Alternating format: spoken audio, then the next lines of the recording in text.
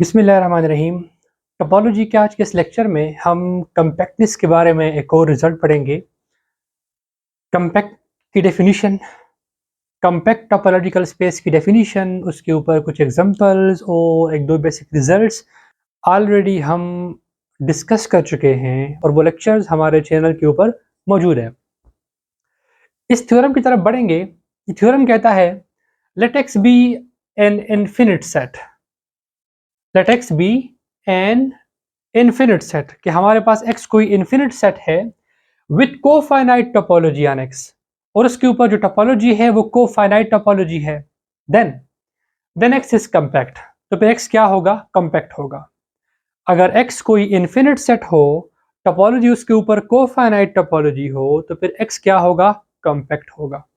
Compact की definition क्या है? अ topological space x star is said to be compact if for every open cover for x, if every open cover for x has a finite subcover, अगर उसका कोई finite subcover मौजूद हो।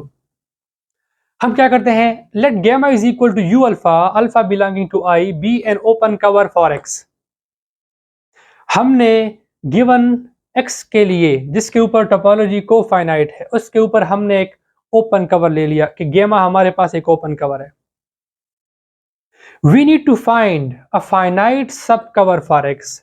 अगर हम एक फाइनाइट सब कवर हमने ढूंढ लिया इस गेमा के लिए, क्योंकि ये गेमा एक आर्बिट्ररी ओपन कवर है, तो अगर इसके लिए हमने फाइनाइट सब कवर ढूंढ लिया तो हम कह पाएंगे कि ये जो टोपोलॉजी है ये क्या है? कॉम्पैक्ट है। चूंकि गेमा हमारे पास ओपन कवर है x के लिए, so by the definition of open cover union gamma x के बराबर है। और यूनियन गेमा को हम ऐसे लिख सकते हैं क्योंकि गेमा के एलिमेंट्स क्या है? U alpha. तो यूनियन गेमा की जगह हम लिख सकते हैं union u alpha, where alpha belonging to the set of indices. Set of indices counting के लिए हम यूज कर रहे हैं यहाँ पे। So union u alpha x के बराबर है। Now for any you alpha belonging to gamma, gamma का कोई भी यू अल्फा ले ले, u alpha is an open set. Open cover की डेफिनेशन है ओपन कवर के अंदर जितने भी एलिमेंट्स होते हैं वो ओपन सेट्स होते हैं, वो टॉ के एलिमेंट्स होते हैं। So for any you alpha belonging to gamma, U alpha is an open set in X. U alpha X में एक ओपन सेट है। अगर यू अल्फा ओपन है तो यू अल्फा का कंप्लीमेंट क्या होगा? फाइनाइट होगा। क्यों? यू अल्फा ओपन सेट का मतलब यू अल्फा टॉ में से बिलोंग कर रहा है, और टॉ यहाँ पे क्या है? कोफाइनाइट टोपोलॉजी है। और उसकी डेफिनेशन क्या है? कोफाइनाइट टोपोलॉजी में ऐसे ओपन सेट्स होते हैं जिनका कंप्लीमेंट फाइनाइट हो, जिनका कंप्लीमेंट क्या हो? फाइनाइट हो।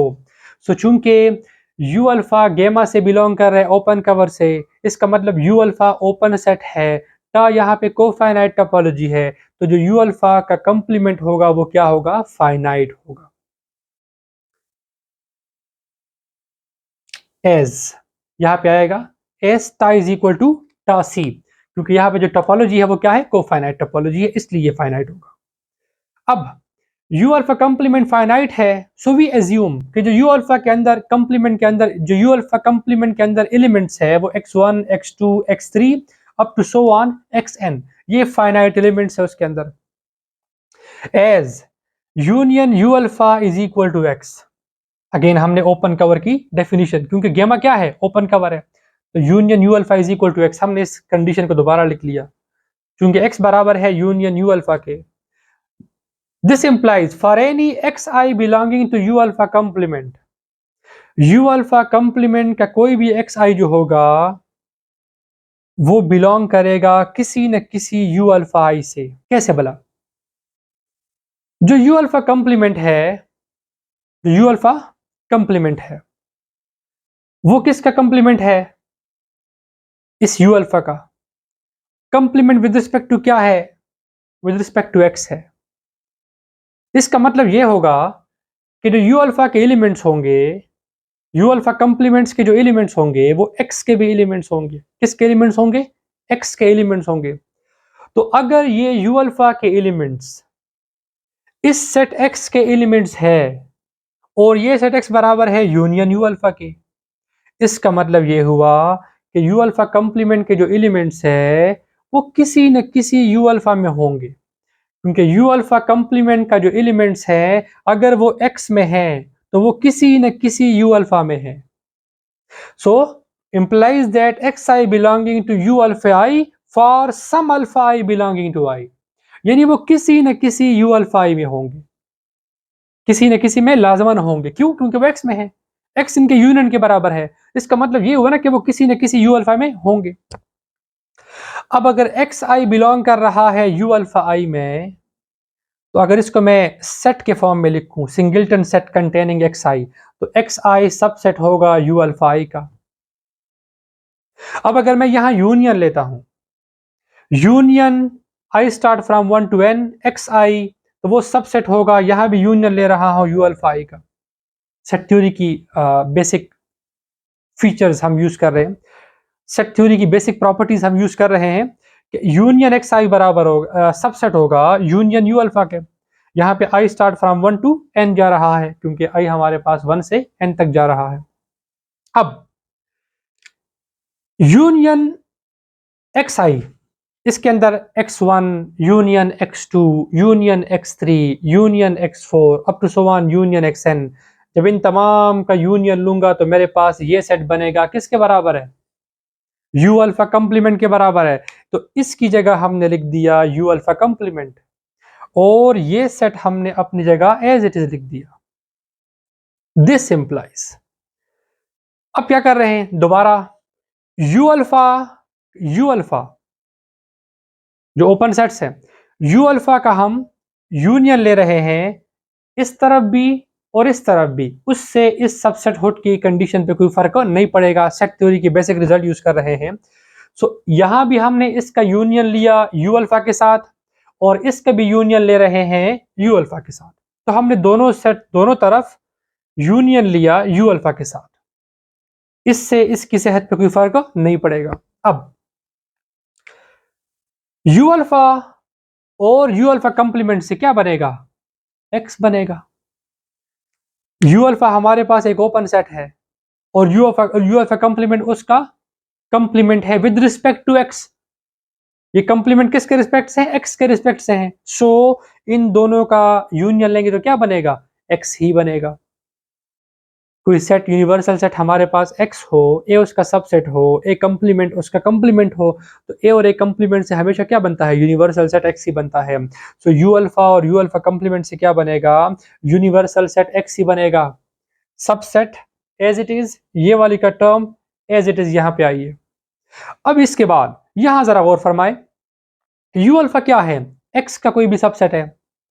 जितने भी u अल्फा आई है ये क्या है? x के सबसेट्स है। इनके जो यूनियन है वो क्या होंगे? x के सबसेट्स ही बनेंगे। और इन तमाम का जो यूनियन होगा वो क्या होगा? x का कोई सबसेट ही बनेगा, क्योंकि ये सारे x के सबसेट्स हैं। सबसे बड़ा सेट, यूनिवर्सल सेट यहाँ पे x ही है। इसका मतलब ये जो साइड है ये x का सबसेट है। अब x इसका सबसेट है और ये x का सबसेट है, इसका मतलब x इसके क्या बन जाएगा? इक्वल बन जाएगा। अब यहां पे गौर करना है, ये जो हमारे पास टर्म बनी है ये एक फाइनाइट टर्म है। ये क्या है?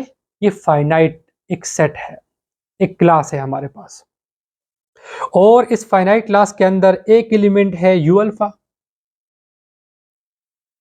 और बाकी एलिमेंट्स है u alpha 1, u alpha 2, u alpha 3 up to so on u alpha n तक जाएंगे। कहां तक जाएंगे? n तक। सो हम लिख रहे हैं कि ये जो पूरा कलेक्शन है, ये मेरे पास ये वाला कलेक्शन है, u alpha comma u alpha 1 comma u alpha 2 up to so on u alpha n is a finite subcover for x। देखे ना, ये ओपन कवर की डेफिनेशन को सेटिस्फाई कर रहा है।